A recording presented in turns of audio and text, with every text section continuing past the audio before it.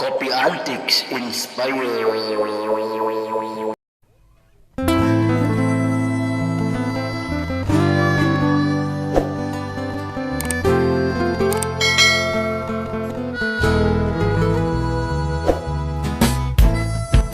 Assalamualaikum warahmatullahi wabarakatuh.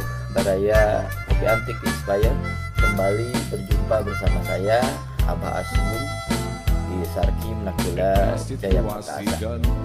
Kembali saya ingin berdialektika dengan Baraya Kopi Antik Inspire tentang salah satu tema yang hari ini menghangat untuk dibicarakan, menjadi bahan obrolan, bahan diskusi, bahan dialektika, dan bahkan bahan perdebatan di seluruh penjuru negeri ini, yakni berkaitan dengan Pilpres 2024 mendatang. Walaupun dari sisi waktu masih 20 bulan ke depan, artinya masih agak lama, tapi untuk sebuah kontestasi politik tentu saja 20 bulan ini dianggap waktu yang sangat singkat. Oleh karena itu, apapun pergerakan politik hari ini yang dilakukan oleh para elit-elit politik tentu saja sangat menarik untuk dibicarakan. Salah satunya adalah berkaitan dengan Capres dan Cawapres. Kemarin Partai Nasdem berdasarkan musyawarah nasional yang mereka lakukan, itu merekomendasikan 3 orang tokoh yang memiliki peluang untuk tampil di Pilpres 2024, yakni Pak Anies Baswedan dengan suara tertinggi dipilih oleh 34 DPW dari 32 DPW dari 34 DPW.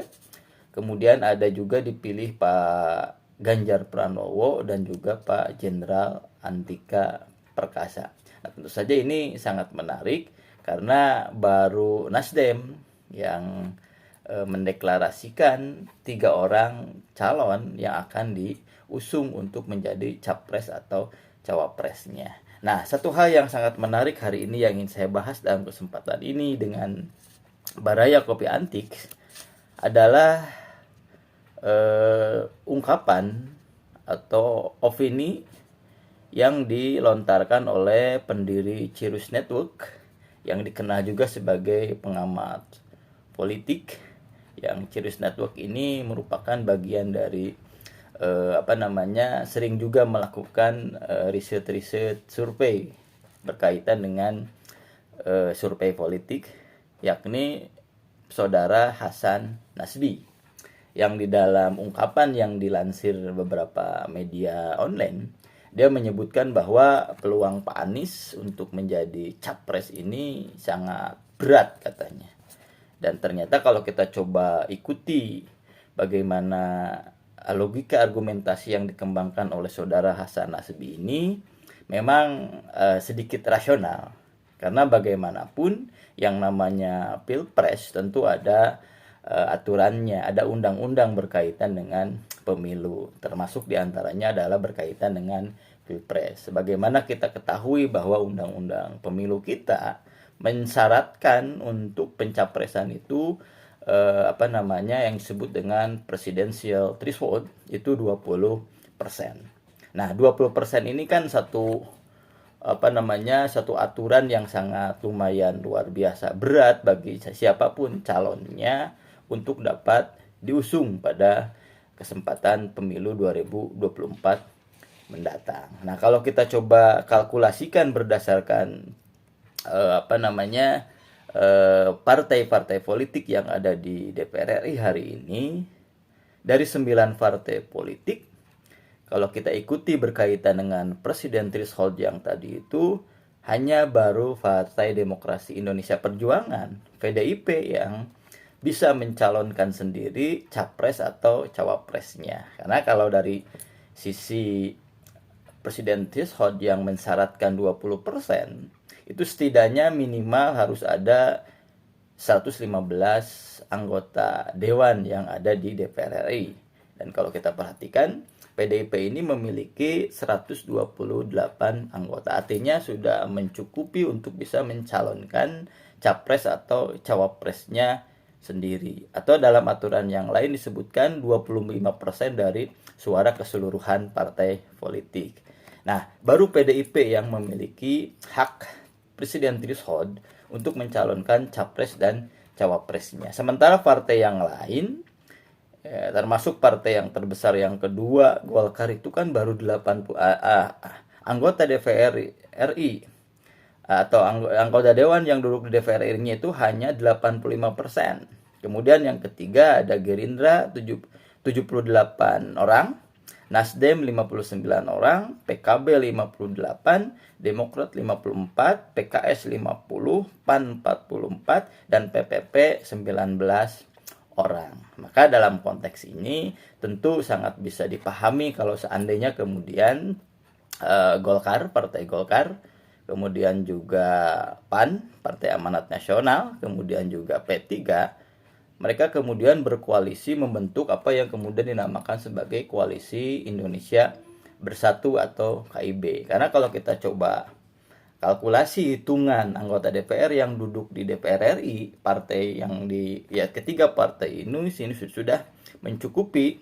Karena kalau kita hitung itu ada sekitar 23,67%, artinya sudah melewati batas 20%, bisa mencalonkan capres dan cawapresnya sendiri. Ini KIB. Nah, kemudian juga partai-partai yang lain sesungguhnya memiliki kesempatan yang sama untuk bisa berkoalisi, tapi tidak sendiri. Nah, kalau kita perhatikan dari partai-partai yang ada, ini baru ada kemudian Gerindra 78 orang anggota DPR-nya, kemudian juga dan yang lainnya. Dan sekarang santer juga disebutkan bahwa Gerindra akan berkoalisi dengan PKB. Ya, kalau kita coba gabungkan suara yang ada ini juga sudah melebihi ambang batas 20% yang dituntut oleh presiden threshold. Gerindra punya 78, PKB punya 58. Artinya kalau kita gabungkan itu ada 6, 1, 7, 8, ada 136 orang. Artinya sudah melebihi ambang batas juga. Nah, tinggal kita tunggu partai-partai yang lainnya. Ada Nasdem yang sudah mendeklar 3 orang yang ingin direkomendasikan untuk jadi capres dan mungkin juga cawapres. Kemudian juga ada Demokrat yang belum, dan juga ada PKS. Jadi kalau kalkulasi berdasarkan pergerakan elit politik hari ini sesungguhnya memungkinkan akan terjadinya 4 poros calon sesungguhnya. Yang pertama PDI sendiri, yang kedua kemudian KIB, yang ketiga kalau ini terjadi kemudian Gerindra dengan PKB, tinggal kemudian sisanya adalah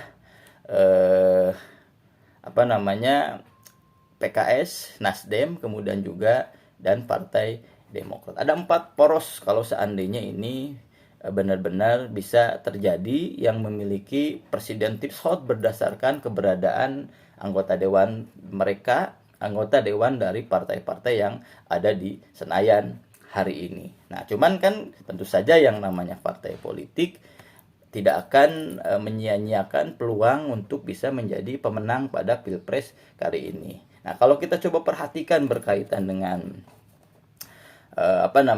hasil survei elektabilitas calon presiden hari ini yang mendapatkan di atas 2 digit, yang ada 2 digit itu kan hanya 3 orang, yakni Pak Prabowo Subianto, Pak Anies Baswedan, dan juga kemudian Pak Ganjar Pranowo. Sementara yang lainnya itu di bawah 2 digit. Yang ada yang paling terkuat di atas, ada yang 5, ada yang 6, sementara yang 2 orang ini melesat jauh, ada yang 15, ada yang 20, tapi tidak melebihi 30%-nya dari elektabilitas yang ada. Artinya tingkat persaingan ini sangat ketat sekali. Tinggal bagaimana nanti mungkin partai politik yang berkoalisi ini meramu sedemikian rupa strategi dan taktis untuk bisa memenangkan Pilpres 2024 yang akan datang. Nah, kalau tadi disebutkan oleh Mas Hasan Nasbi bahwa peluang Anies memang sangat tertutup untuk jadi capres, bisa jadi iya. karena Pak Anies bukan menjadi bagian dari orang partai politik. Tapi sisi yang lain, kalau kita lihat coba pergerakan dari Partai Nasdem yang ternyata mendeklarasikan ada 3 orang atau menghasilkan 3 orang yang akan diusung menjadi presiden dengan Pak Anies yang dipilih oleh 32 orang DPW dari 34, artinya hanya tersisa 2 DPW yang tidak akan mencapreskan Pak Anies Baswedan. Nah, tentu saja ini satu peluang yang sangat terbuka sesungguhnya bagi Pak Anies Baswedan untuk bisa menjadi salah satu calon yang diusung oleh Nasdem yang kemudian juga ditawarkan kepada partai koalisi yang lainnya. Jadi sesungguhnya kalau bahasanya adalah tertutup dan tidak tertutup, semuanya masih terbuka. Cuman kalau kita rasional berbicara perhitungan elektabilitas hari ini, kalau misalnya terjadi duel hanya 2 calon dan kemungkinan kemudian ada 3 calon dan seterusnya, tentu partai politik yang berkoalisi tidak akan mencalonkan capres yang memiliki elektabilitas yang nihil. Sementara yang hari ini yang elektabilitasnya tinggi hanya 3 orang. Pak Prabowo yang jelas dia akan diusung oleh Gerindra yang punya posisi tawar yang paling tinggi, dia akan menjadi capres. Pak Ganjar Pranowo juga demikian, dia adalah kader dari PDIP, tentu tidak akan dilepaskan begitu saja oleh PDIP, apalagi elektabilitasnya sangat luar biasa. Tinggal 1 orang lagi, ini adalah Pak Anies Baswedan. Nah, tentu saja Pak Anies Baswedan ini akan menjadi calon alternatif untuk bisa melayani 2 orang yang tadi itu. Jadi kalau seandainya terjadi misalnya Gerindra kemudian berkoalisi dengan PKB, capresnya adalah Pak Prabowo, maka kemungkinan kemudian PDI juga dia akan mencalonkan juga misalnya Pak Ganjar Pranowo karena beliau adalah kader dari PDIP, maka yang kemungkinan tersisa adalah tinggal 2 koalisi yang ada, yakni Koalisi Indonesia Bersatu yang digagas oleh Golkar, kemudian juga PAN, kemudian juga P3, dan tinggal yang tersisa yang belum berkoalisi, baru kemudian berkeinginan saling silaturahmi politik, yakni Nasdem, kemudian juga PKS dan juga Demokrat. Masih ada 2 pintu terbuka yang tersisa untuk bisa dicalonkannya Pak Anies ini. Apakah nanti melalui KIB? Walaupun ini sangat terlalu berat sesungguhnya, karena bagaimanapun KIB terutama Golkar punya calon yang sudah ditunjuk berdasarkan Munas juga, yakni Pak Airlangga Sucipto. Nah, yang tinggal tersisa itu adalah Nasdem, kemudian juga PKS, dan kemudian juga adalah Partai Demokrat. Nah, kemungkinan ini tentu saja terjadi. Apalagi kalau kita coba menggunakan teori kotail effect berkaitan dengan efek ekor jas berkaitan dengan capres-capres yang ada, tentu terlalu riskan kalau seandainya Nasdem misalnya berkoalisi dengan Gerindra misalnya. Karena kalau kita perhatikan jelas Gerindra ini punya jagoan yang sangat luar biasa, yakni Pak Prabowo. Nah, Pak Prabowo ini tidak mungkin ada imbas ekor jas juga kepada partai-partai yang lainnya, yang tentu saja kalau seandainya partai lain yang bergabung akan lebih banyak kerugiannya ketimbang keuntungannya untuk suara pemilu legislasi mereka. Kemudian juga partai-partai yang lain pun demikian. Nah, kalaupun misalnya memang partai politik yang ingin berkoalisi kemudian mencalonkan Pak Anies Baswedan, tentu banyak peluang efek ekor jas dari Pak Anies Baswedan ini untuk bisa berimbas kepada perolehan suara pemilu legislasi partai-partai tersebut. Karena secara intinya Pak Anies sebetulnya kan tidak berpartai. Artinya dia bisa diakui sebagai capres dari partai-partai tersebut, dan ini bisa berimbas kepada perolehan suara legislasi mereka masing-masing. Jadi kalau saya melihat peluang Pak Anies sebagaimana peluang capres-capres yang lain masih terbuka. Pak Ganjar Pranowo misalnya, tentu dia orang akan mengenalnya sebagai kader dari partai PDIP, Nah, karena partai PDIP tentu saja nanti efek ekor jasnya juga tidak akan terlalu signifikan kepada partai-partai yang lainnya, kecuali signifikannya itu pada partai PDIP. Jadi tinggal satu orang hari ini adalah Pak Anies Baswedan. Saya pikir partai politik tidak akan menyia-nyiakan peluang yang ada, karena hanya tinggal Pak Anies saja hari ini. Kalau seandainya Pak Prabowo jelas jadi oleh Gerindra, kemudian juga Pak Ganjar kemudian diambil karena beliau adalah kader PDIP, tinggal yang satu lagi yang punya elektabilitas yang tinggi di atas di 2 digit, itu hanya tinggal Pak Anies Baswedan. Jadi kalau bicara masalah peluang, siapapun masih punya peluang untuk bisa tampil menjadi capres atau cawapresnya. Apakah nanti kemudian terjadi pertarungan 3 poros, misalnya taruhlah Pak Gerindra dengan PKB, kemudian ada PDIP, kemudian yang menawarkan Pak Ganjar sebagai capresnya, kemudian juga ada KIB yang menawarkan Pak Airlangga sebagai capresnya. Nah, tinggal yang satu lagi ini kemudian tinggal menawarkan yang lain, yang tersisa tinggal Pak Anies yang memiliki elektabilitas yang lumayan untuk bertaruh. Jadi saya tidak ingin bertaruh, karena bagi saya yang namanya taruhan itu adalah judi, dan bagi ideologi keagamaan saya, judi bagaimanapun bentuknya adalah haram. Apalagi saya tidak ingin berjudi walaupun hanya sekedar 1.000 untuk bisa bertaruh apakah Anies menjadi capres atau tidak. Apalagi kalau taruhannya ternyata adalah dengan mobil 4. Itu terlalu besar, terlalu beresiko. Apalagi bagi saya judi itu adalah haram. Ini barangkali ulasan saya berkaitan dengan Pilpres 2024. Mudah-mudahan bermakna dan juga bermanfaat. Assalamualaikum warahmatullahi wabarakatuh. Saya Mbak Gun di Sarkim Nakula Jaya. Tengah kondisi kering, hati pun jadi merinding, urat saraf jadi pening, menahan diri agar standing.